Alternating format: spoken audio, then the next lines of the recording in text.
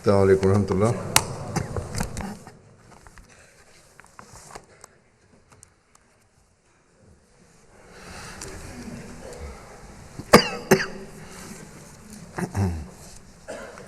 أشهد أن لا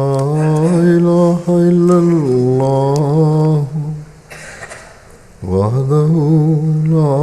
شريك له وأشهد أن محمدا عبده ورسوله. أما بعد فأعوذ بالله من الشيطان الرجيم.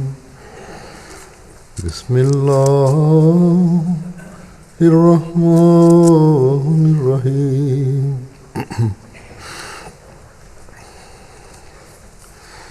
الحمد لله رب العالمين الرحمن الرحيم مالك يوم الدين.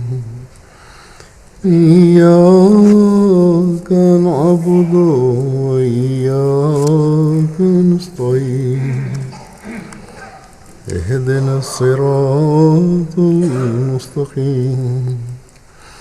صراط الذين أنعمت عليهم غير المغضوب عليهم ولا الضالين.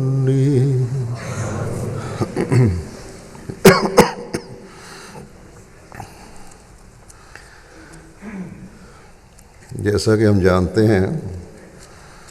کہ 20 فروری کا دن جماعت میں پیش گوئی مسلم موعود کے حوالے سے جانا جاتا ہے.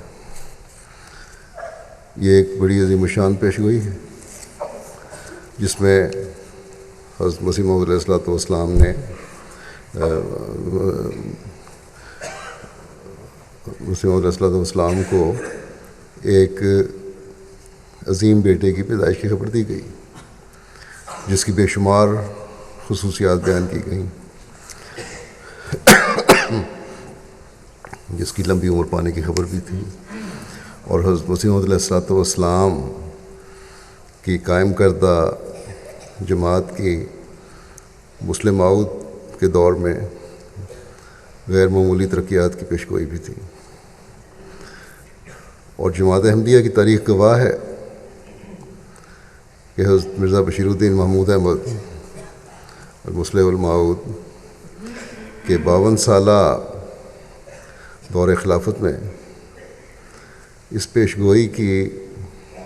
تمام جزیات لفظ پوری ہوئیں. ایک انصاف پسند کے لیے، ایک روحانی لحاظ سے بینا آنکھ رکھنے والے کے لیے یہی ایک پیشگوئی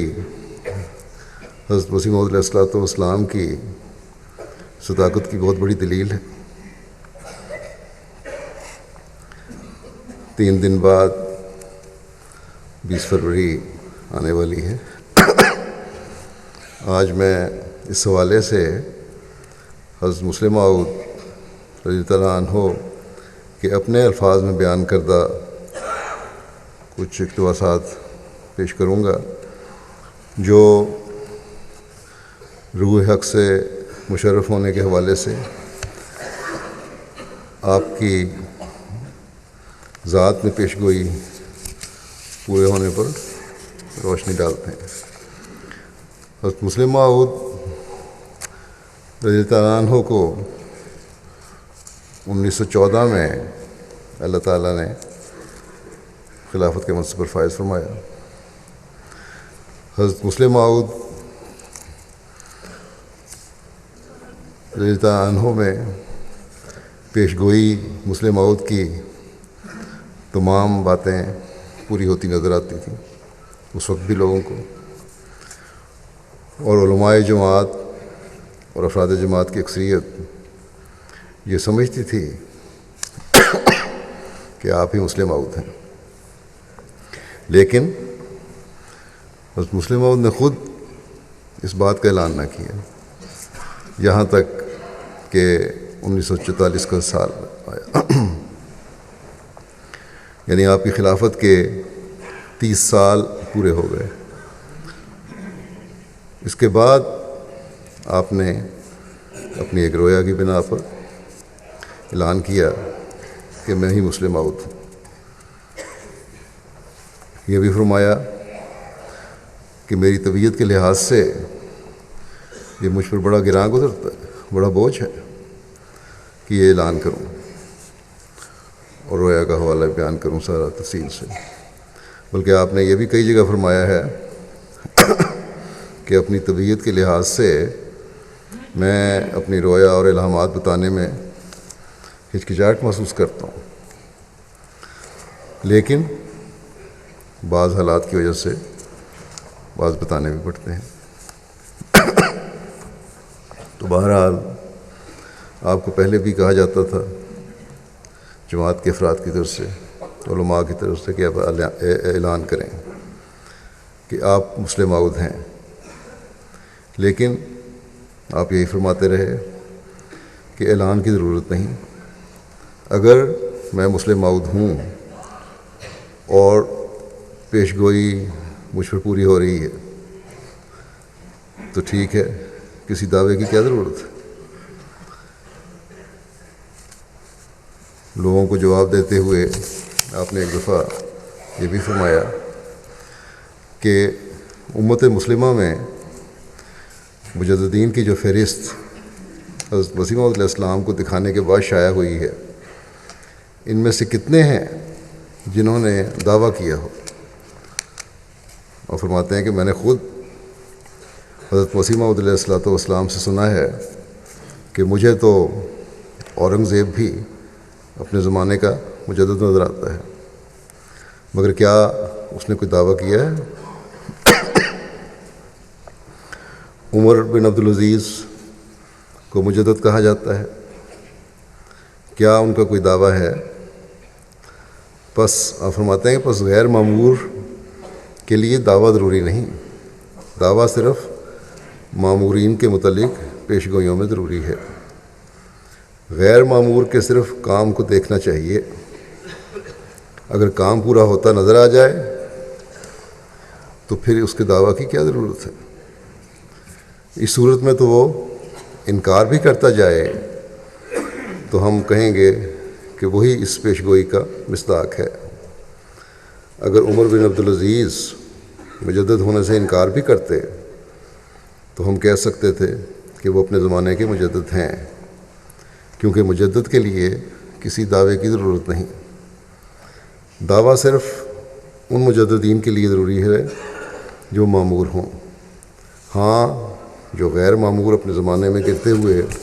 اسلام کو کھڑا کرے، دشمن کے حملوں کو توڑ دے، اسے چاہے پتہ بھی نہ ہو، ہم کہہ سکتے ہیں کہ وہ مجدد ہے۔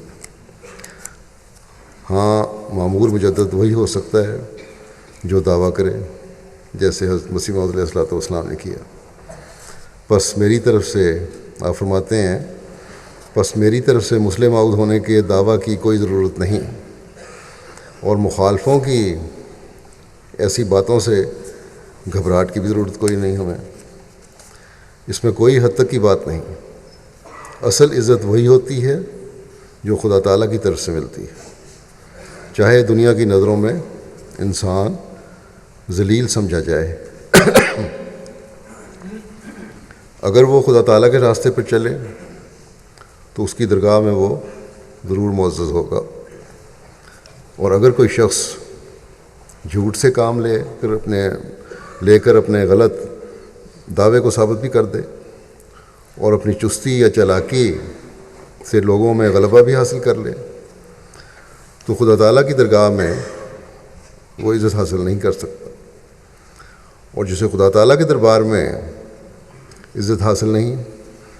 وہ خواہ ظاہری لحاظ سے کتنا معزز کیوں نہ سمجھا جائے، اس نے کچھ کھویا ہی ہے، حاصل نہیں کیا، اور آخر ایک دن وہ ذلیل ہو کر رہے گا۔ بس دینی اور دنیاوی کاموں میں ہمیشہ آپ فرماتے ہیں کہ سچ اختیار کرو، ہم نے فرمایا کہ جو شخص خدا کے لیے نقصان اٹھاتا ہے وہ دراصل فائدے میں رہتا ہے۔ بس ایک اصولی بات بھی اس سلسلے میں آپ نے بیان فرما دی کہ جس سچائی کے ساتھ خدا تعالیٰ ہے، جس کو اللہ تعالیٰ سچا سمجھتا ہے، وہ اللہ تعالیٰ کی فعلی شہادت سے بھی ظاہر ہو جاتی ہے۔ ضروری نہیں کہ اس کے لیے دعویٰ یا اعلان کیا جائے۔ ہاں، اگر اللہ تعالیٰ چاہے کہ اعلان ہو تو اس کا اعلان بھی ہو جاتا ہے۔ بس اگر کسی کو پرکھنا ہے کہ وہ خدا تعالیٰ کی منشا کے مطابق کام کر رہا ہے یا اللہ تعالیٰ کی طرف سے ہے، یعنی دین کا کام، تو پھر اسے خدا تعالیٰ کی تائیدات کے حوالے سے پرکھنا چاہیے۔ لیکن بہرحال جیسا کہ میں نے بیان کیا تھا کہ جب اللہ تعالیٰ نے آپ کو کہا کہ دعویٰ کریں تو پھر آپ نے اعلان بھی کر دیا کہ مجھے اللہ تعالیٰ نے اب واضح کر دیا ہے اور اب میں اعلان بھی کرتا ہوں کہ میں ہی پیش گوئی مسلم موعود کا مصداق ہوں۔ اس اعلان پر جہاں ایک طرف تو افراد جماعت خوش تھے، وہاں غیر مبائن جو تھے انہوں نے اعتراض بھی شروع کر دیے۔ چنانچہ 1945 کے جلسے سلانے کی 27 تاریخ کی تقریر میں دوسرے دن آپ نے اس کا ذکر کرتے ہوئے خاص طور پر مولوی محمد علی صاحب کے بیان کے حوالے سے بیان فرمایا۔ آپ فرماتے ہیں کہ جب سے میں نے مسلم موعود ہونے کا دعویٰ کیا ہے، ہونے کا اعلان کیا ہے، مولوی محمد علی صاحب نے ویسے ہی اعتراض کرنے شروع کر دیے ہیں جیسے مولوی ثناء اللہ صاحب کیا کرتے تھے۔ میں خواب یا الہام سناتا ہوں اور اللہ تعالیٰ کے اعلام کی بنا پر اعلان کرتا ہوں، لیکن مولوی محمد علی صاحب نہ تو مقابل پر کوئی خواب یا الہام پیش کرتے ہیں اور نہ ہی وہ پیش کر سکتے ہیں، کیونکہ وہ سارا زور لگا کر 30 سال پرانا ایک الہام پیش کر سکے ہیں اپنا، مگر وہ بھی واقعات کی روح سے غلط نکلا۔ بس جب الہام ہوا ہی نہیں تو الہام پیش کیسے کریں؟ اب سوائے اعتراضوں کے ان کے پاس کوئی چیز نہیں۔ اگر وہ اعتراض بھی نہ کریں تو مقابلہ کیسے کریں؟ حضرت ابراہیم، حضرت موسیٰ، حضرت عیسیٰ کے دشمن اس بات کا تو انکار نہیں کر سکتے تھے کہ الہام ہوتا ہی نہیں، کیونکہ ان سے پہلے انبیاء کو الہام ہوتا تھا اور وہ اس بات کے قائل تھے، اس لیے ان انبیاء کا انکار کرنے والے اس بات کا انکار نہ کر سکتے تھے کہ الہام کوئی چیز نہیں۔ اپنی بات کو درست ثابت کرنے کے لیے اور انبیاء کا مقابلہ کرنے کے لیے یہ کہتے تھے کہ ان کے الہام خود ساختہ ہیں۔ اسی طرح رسول کریم صلی اللہ علیہ وسلم کے دشمنوں نے بھی یہی کہا کہ ان کے الہام خود ساختہ ہے۔ اگر عیسائیوں اور یہودیوں کا یہ قول درست تھا کہ رسول کریم صلی اللہ علیہ وسلم کی وحی نعوذ باللہ خود ساختہ تھی، اور اللہ تعالیٰ کی غیرت کا تقاضا یہ تھا کہ وہ ان کو رسول کریم صلی اللہ علیہ وسلم کے مقابل پر الہام کر دیتا، تا مفتریوں کی کلی کھل جاتی، واضح ہو جاتا۔ لیکن اللہ تعالیٰ کا ان کو الہام سے محروم رکھنا بتاتا ہے کہ رسول کریم صلی اللہ علیہ وسلم ہی حق پر تھے اور آپ کے دشمن یہودی اور عیسائی ناحق پر تھے۔ اسی طرح آج مولوی محمد علی صاحب یہ کہتے ہیں کہ میرے الہام جھوٹے ہیں، لیکن کیوں اللہ تعالیٰ ان کو میرے مقابلے پر سچے الہام نہیں کر دیتا، تا دنیا پر واضح ہو جائے کہ مولوی صاحب حق پر ہیں اور میں ناحق پر ہوں۔ آپ فرماتے ہیں کہ حیرت کی بات ہے کہ ایک شخص دن رات اللہ تعالیٰ کی مخلوق کو گمراہ کرے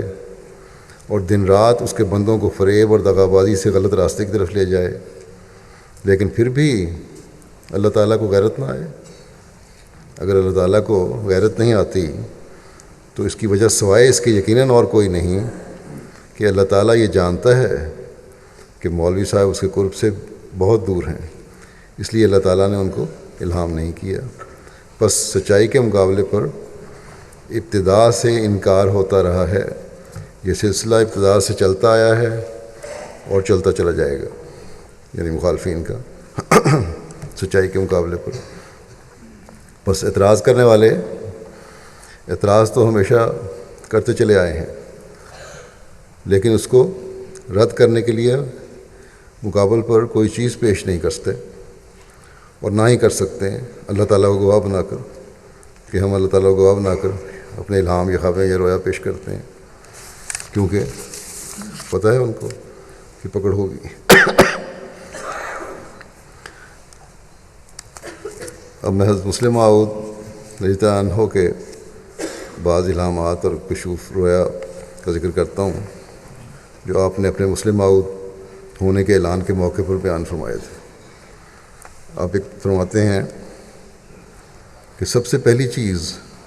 جو اس منصب کی طرف اشارہ کرتی ہے وہ میرا ایک الہام ہے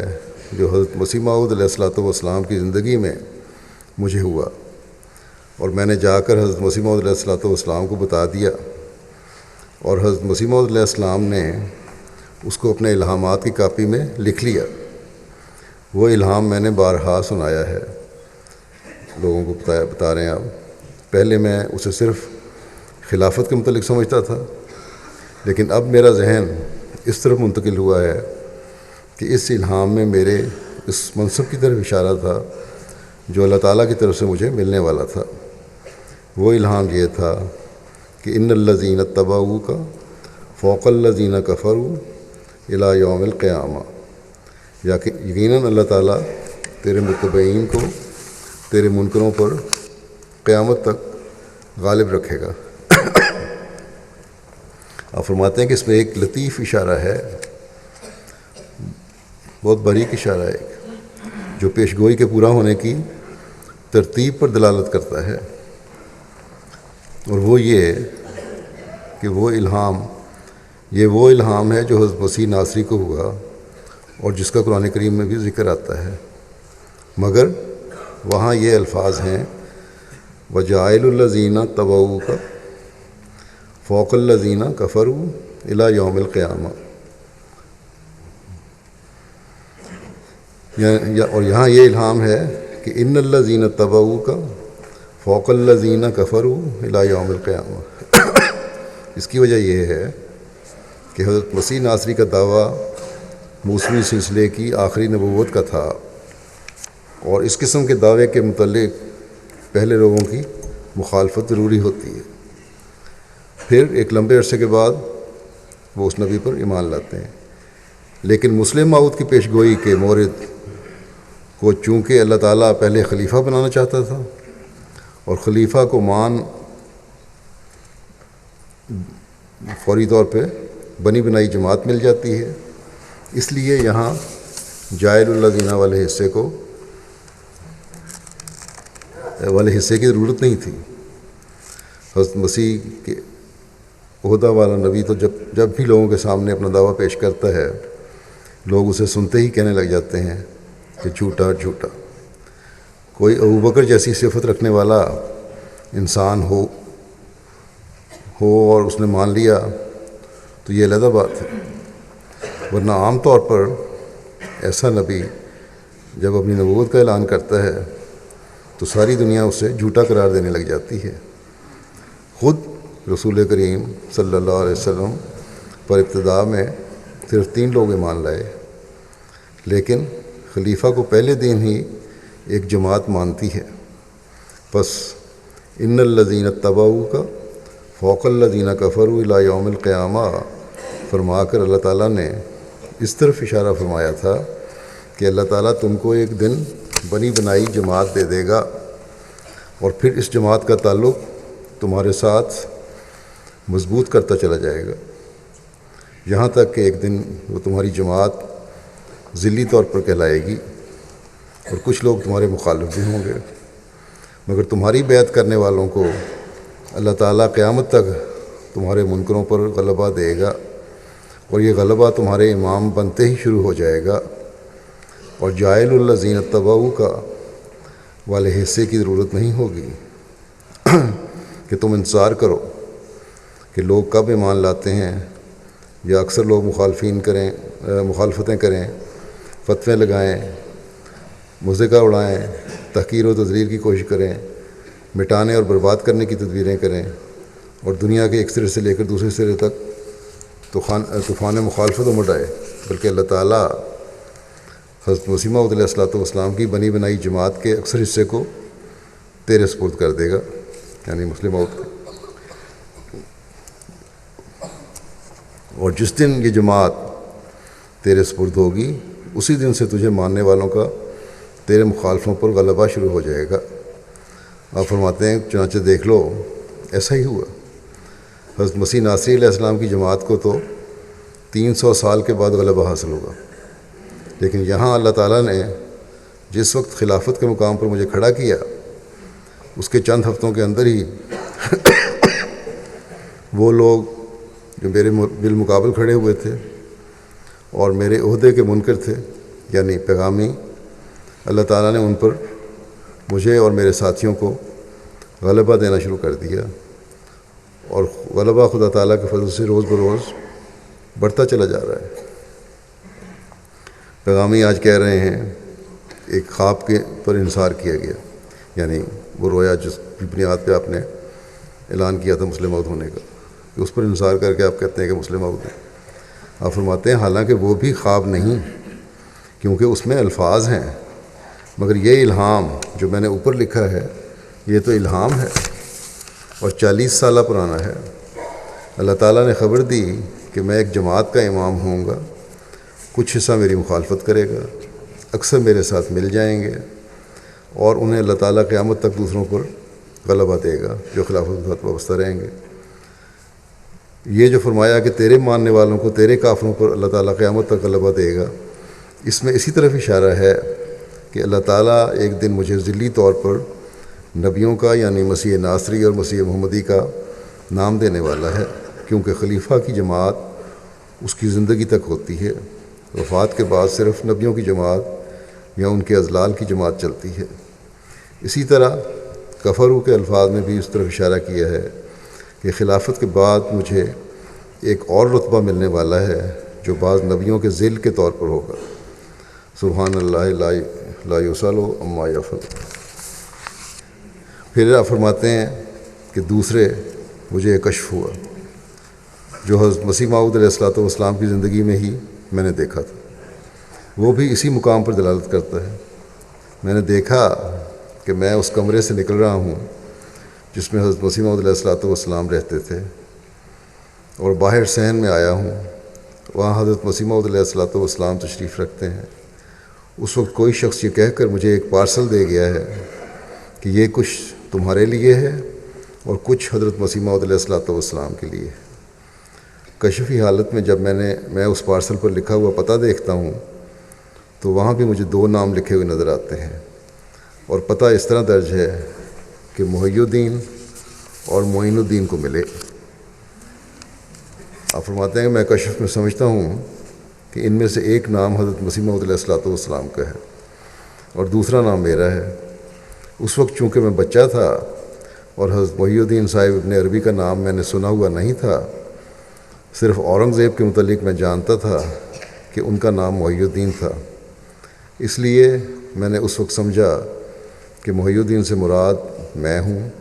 اور حضرت معین الدین چشتی چونکہ ہندوستان میں ایک مشہور بزرگ گزرے ہیں،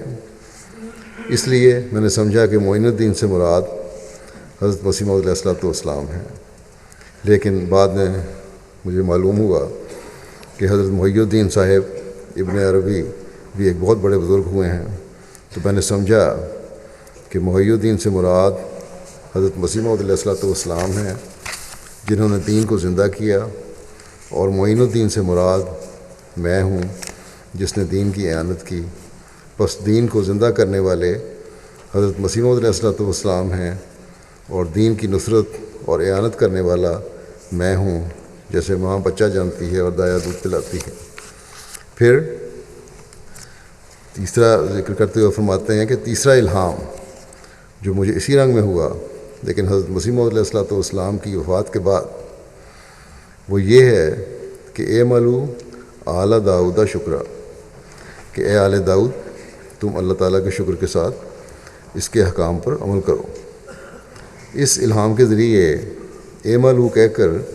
اللہ تعالیٰ نے ہمیں اپنے منشا پر پوری طرح عمل کرنے کا حکم دیا ہے، اور آل داؤد کہہ کر اللہ تعالیٰ نے مجھے حضرت سلیمان علیہ السلام سے مشابہت دی ہے۔ حضرت سلیمان علیہ السلام حضرت داؤد علیہ السلام کے بعد خلیفہ ہوئے تھے، اور ان کے بیٹے بھی تھے۔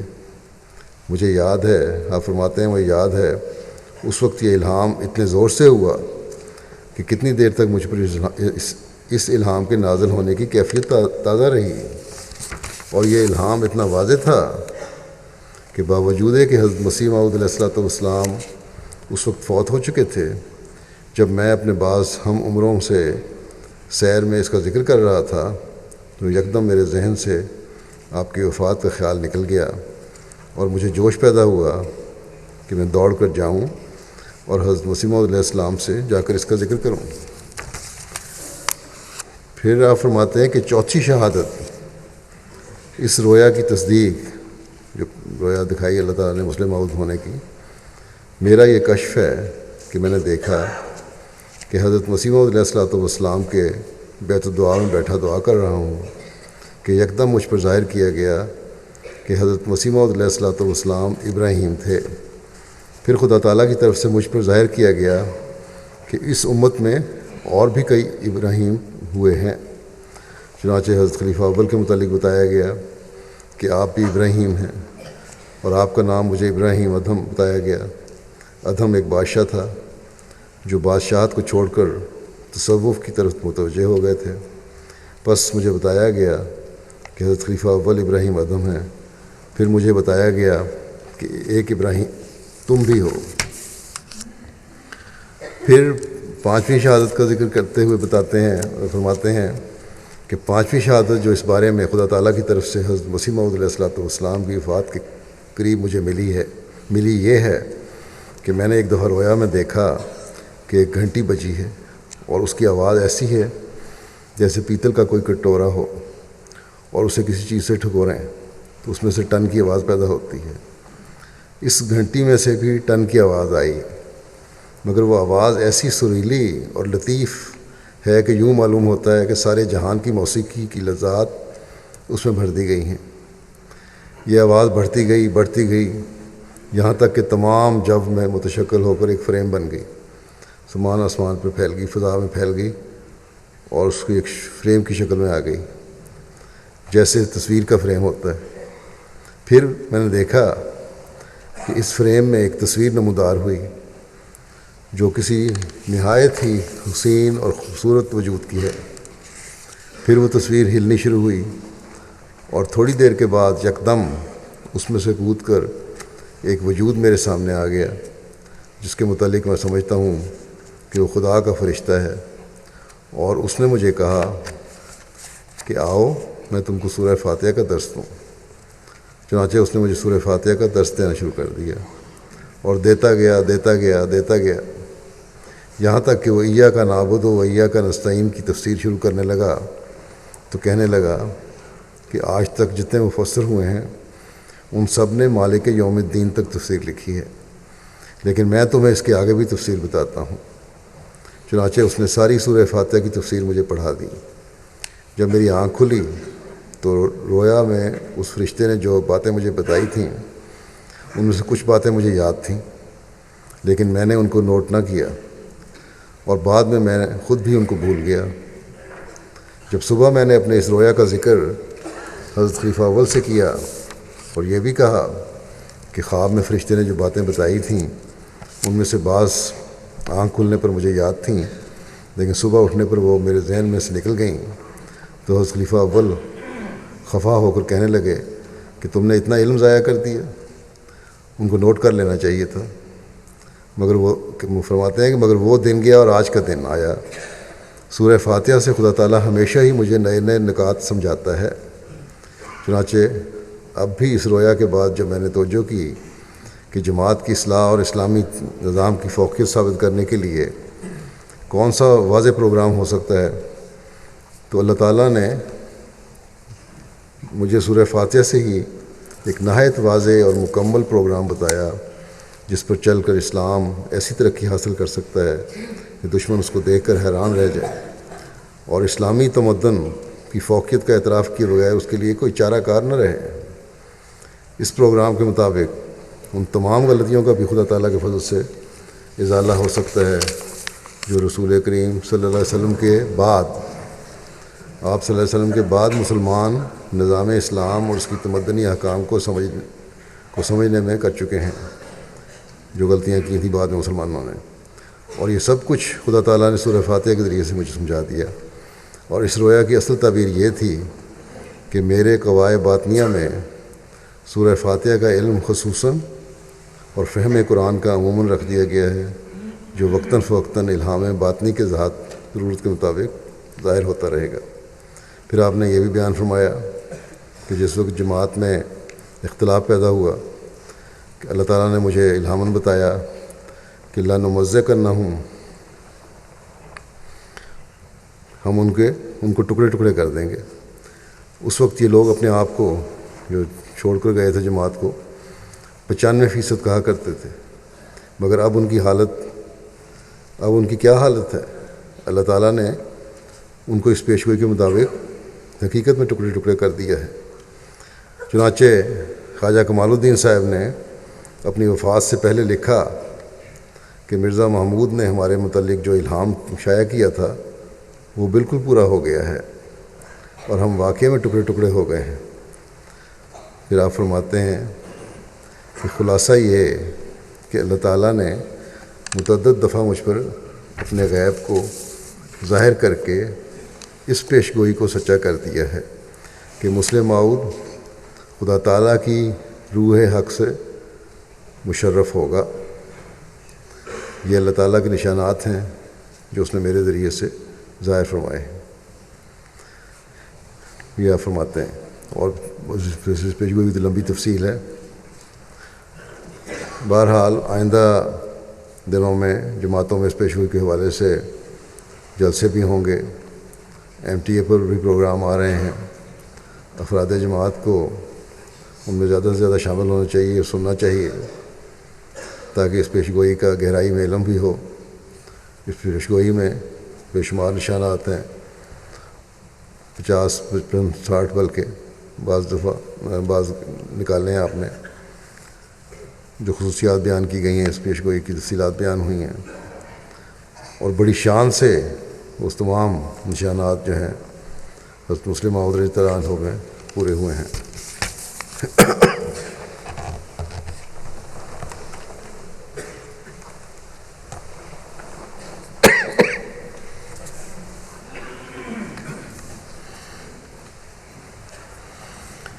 الحمد لله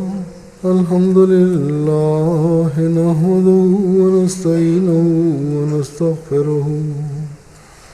ونؤمن به ونتوكل عليه ونعوذ بالله من شرور أنفسنا ومن سيئات أعمالنا، من يهده الله فلا مضل له ومن يضلل فلا هادي له، ونشهد أن لا